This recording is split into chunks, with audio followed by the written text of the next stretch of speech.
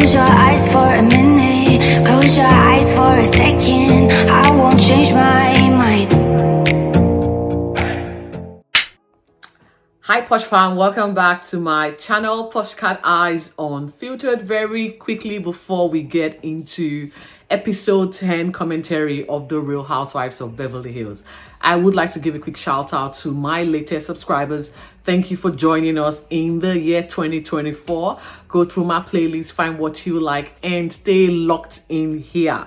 Again, we welcome our existing subscribers. Thank you for holding and staying on. We're going on 2 years, if I'm not mistaken, and I know we are slowly growing, but we'll get there eventually. With that said, let's get into the commentary that was The Real Housewives of Beverly Hills. Yeah, so as you all know, episode 9 ended with the shenanigans between literally centered around Dorit and the rest of the cast. Dorit literally was roasted. She thought she, ate, according to the African American slang. She thought she ate this particular episode. She ended up being eaten alive by the rest of the cast, and it got too much for her, and so she walked away, which was clearly the right thing to do because it was just going nowhere. However, she did leave behind a scale of disaster. It was a trail, and it means after setting alight the dynamics or the altercation that saw Erika and Dennis Richard having a go at each other, this was how the episode ended, and so no surprise that this is where it continued for us in episode 10. Now, I think I finally got a clearer picture as to why Dennis Richard is disgruntled 4 years after the fact, guys. Apparently, Dennis Richard had invited the ladies to her house for a housewarming party of some sort. She had the guy she was dating, and in this particular gathering, it was in the garden, Savannah garden. Her kids were on one end and the adults were on the other end. Now, it quickly descended into a conversation of a sexual nature, okay? Denise actually started the conversation by letting us know how prolific her partner is in the sheets, and that saw Erika talking about teenagers of nowadays and the kids of nowadays having phones and eventually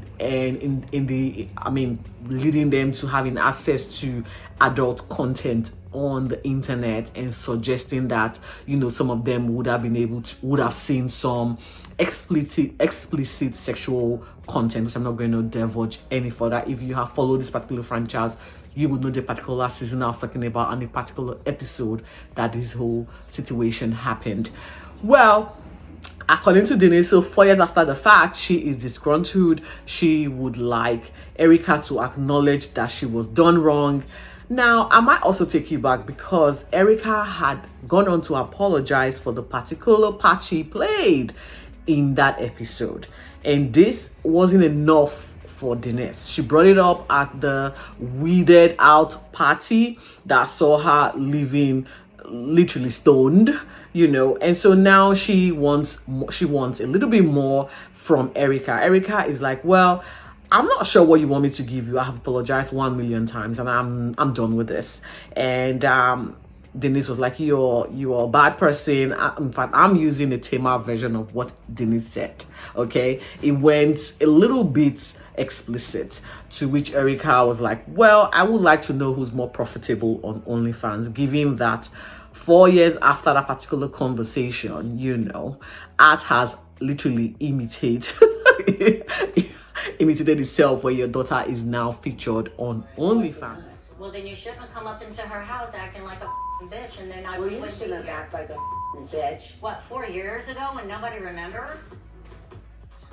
I think it's great. I just want to know who's more profitable, you or Sammy?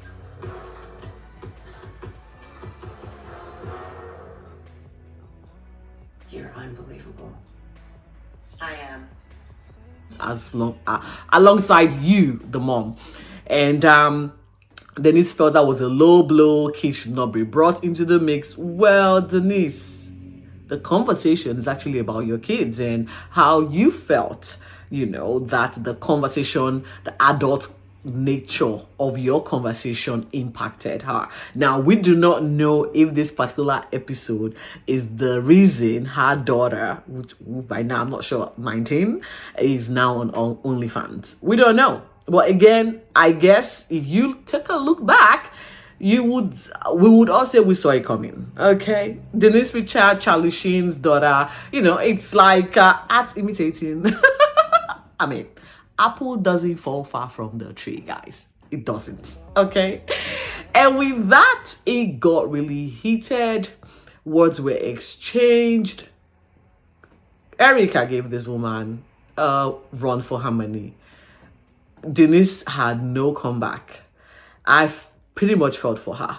She had no comeback. She had no defense. She then tried to low blow Erika by bringing up the fraudulent charges relating to her ex-partner's, legal firm and how he defrauded his clients. And Erika was like, well, I've been acquitted of those charges. I've been found, not guilty. I've been found not wanting. And so why are you bringing this up? It's like stale news, doesn't really affect me, doesn't bother me.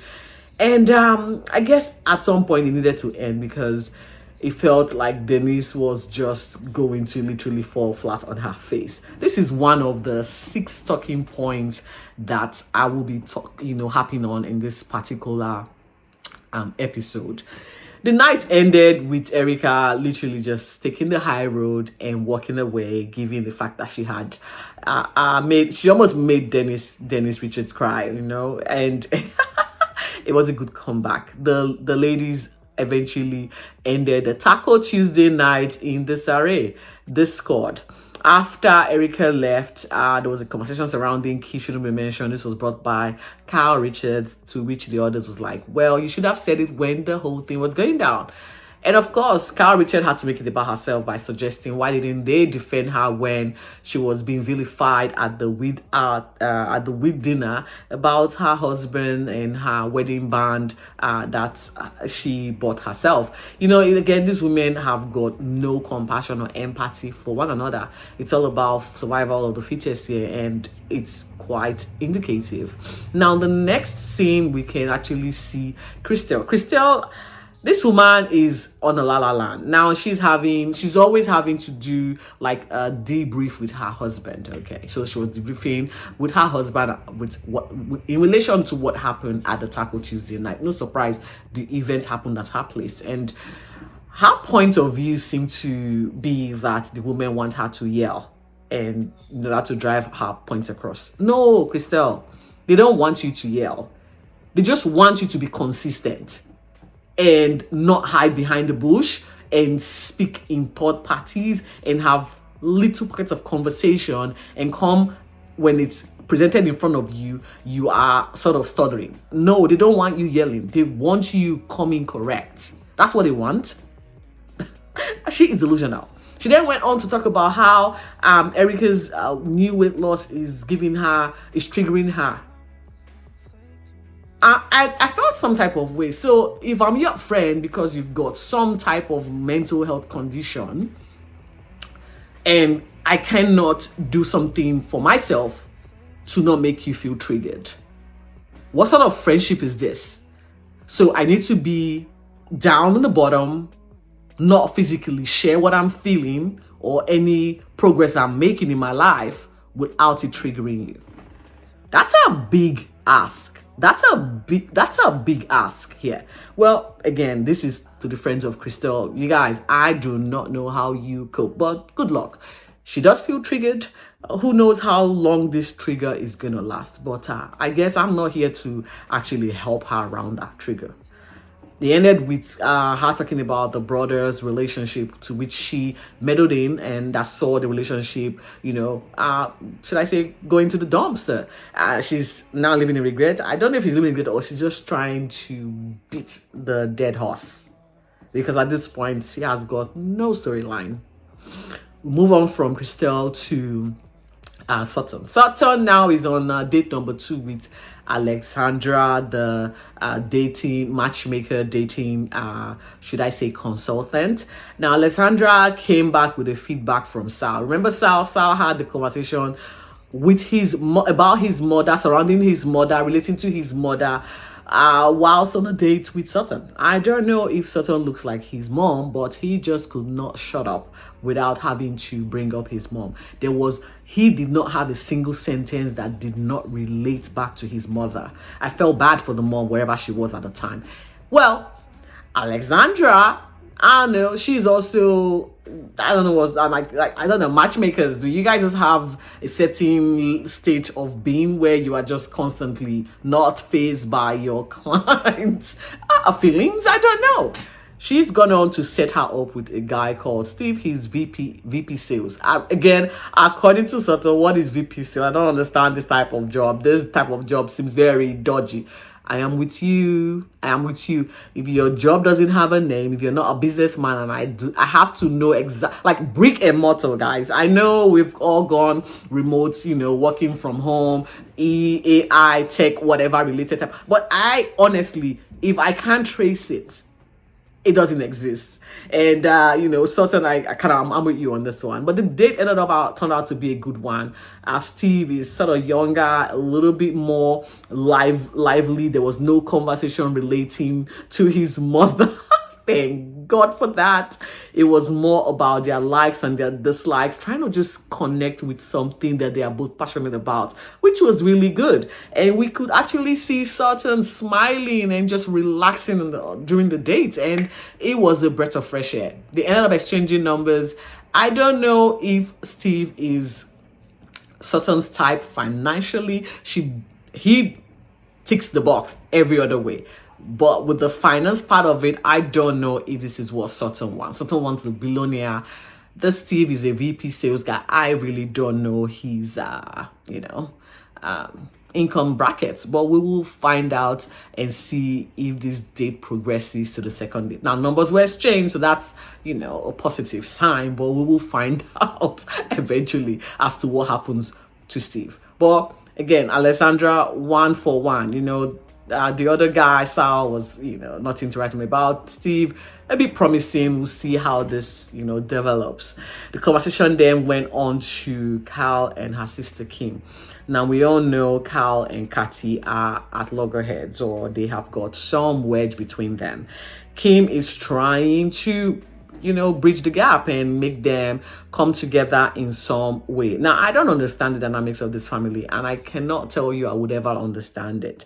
One thing is certain, Cal is behaving like a spoiled little last born who feels deprived of some type of affection, and now that she is in a level playing field with her sister, she is demanding it.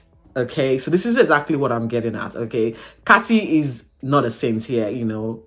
There is room for improvement in a relationship. I can tell you, because I know there's no family dynamics that is perfect. Mine is far from. And so when you see this play out, you just shake your head and kind of it hits home for you.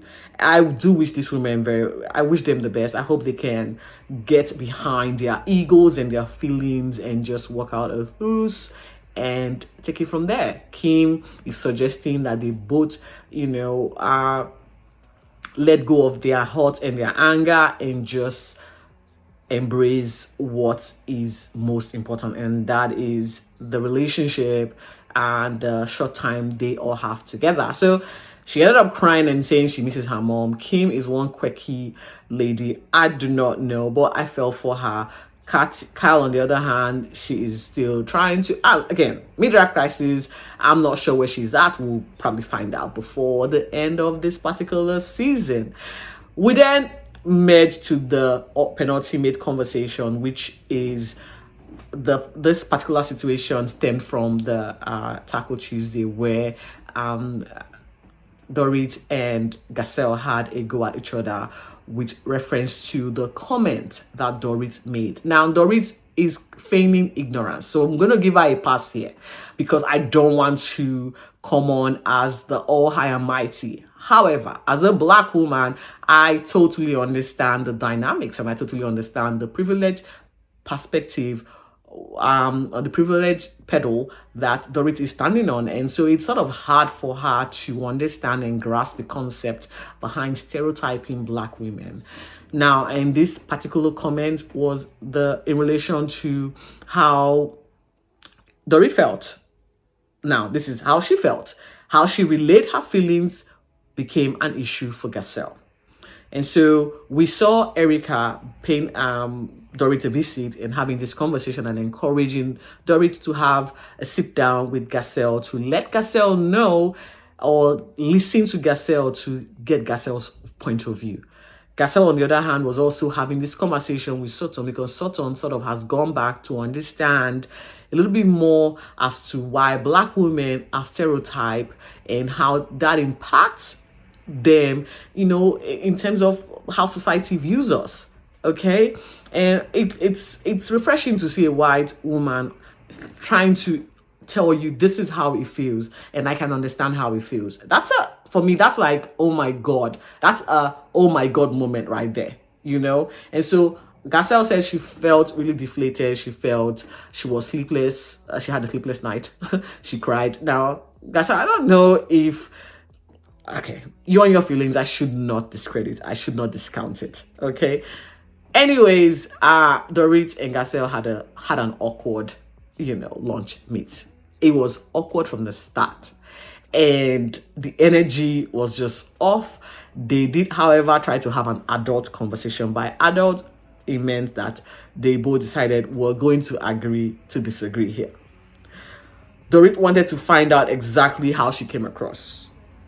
Garcelle gave her exactly how she came across. Like using the word attack, angry, and aggressive when you are talking about a black woman is labeling. And it's not labeling in a positive light. It's labeling in a negative connotation.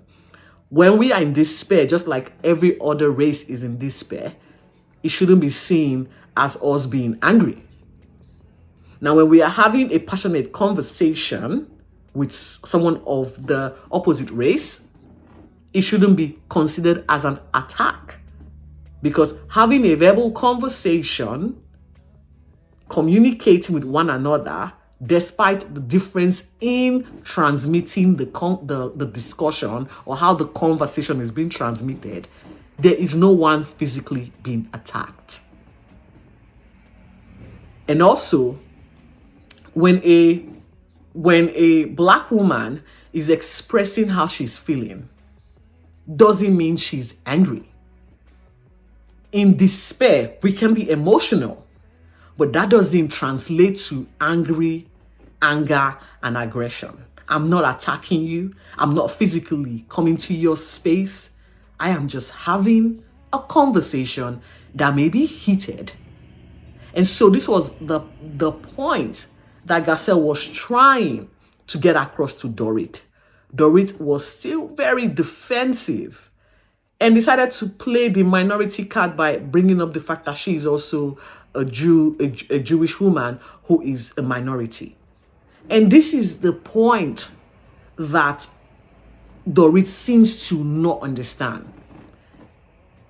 When someone is having a conversation with you about something that you have done that has affected them some type of way, we are not having a comparison. We're not comparing the market to how we should be feeling based on how we're being profiled in society. Like I said, they had an adult conversation. Did they take away from this conversation? I don't know. But at the end, it felt like they both agreed to disagree, with Dorit saying she has learned a little bit more and understood Garcelle a little bit better. And Garcelle is like, well, I am happy that we have been able to come to a kumbaya moment. And I am not saying that I hate you. I'm not saying you are mean. I'm not saying you're malicious. However, we can move forward in the understanding that we are mindful of the things we say to each other. And this is where it ends, guys. I hope that I was able to cover this particular episode, because I watched it like 3 times just to understand exactly the points that I needed to speak on. I would see you here next time with episode 11, which has also aired. I am a little bit behind with my commentary, so bear with me, and thank you for watching. See you soon. Stay safe and be focused. Bye.